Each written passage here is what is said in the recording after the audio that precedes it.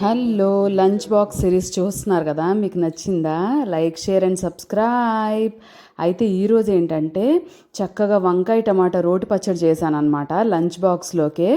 Almost ఒక 5 to 7 మినిట్స్లో ఏదైనా ప్రిపేర్ చేసుకోవచ్చు టేస్టీగా. అంటే అది వంకాయ లేదంటే టమాటో, దోసకాయ ఇట్లాంటి కాంబినేషన్లో చేసుకునే రోటి పచ్చళ్ళు.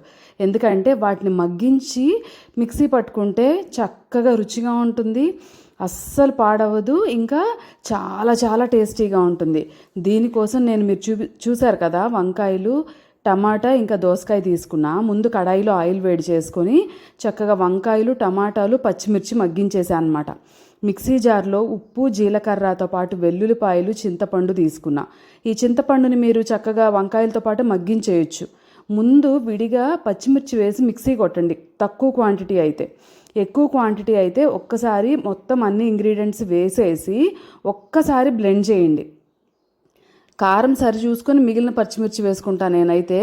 మీకు ఎక్కువ కారం కావాలంటే యాజ్ ఇట్ ఈస్గా వేసేసుకోవచ్చు అనమాట.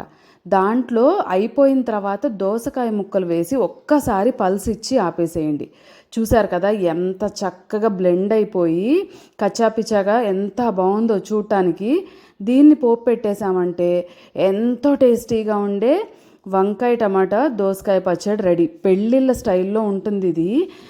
ఒక 2 days వరకు నిల్వ ఉంటుంది, ఎక్కువ నూనె కనుక మీరు యాడ్ చేసుకుంటే. లేదంటే మీరు ఫ్రిడ్జ్లో పెట్టుకొని స్టోర్ చేసుకున్నా కూడా చాలాసేపు నిల్వ చేసుకోవచ్చు అనమాట. అది టేస్టీ నా లంచ్ బాక్స్ రెసిపీ వంకాయ టమాటా దోసకాయ పచ్చడి. నచ్చిందా? సబ్స్క్రైబ్.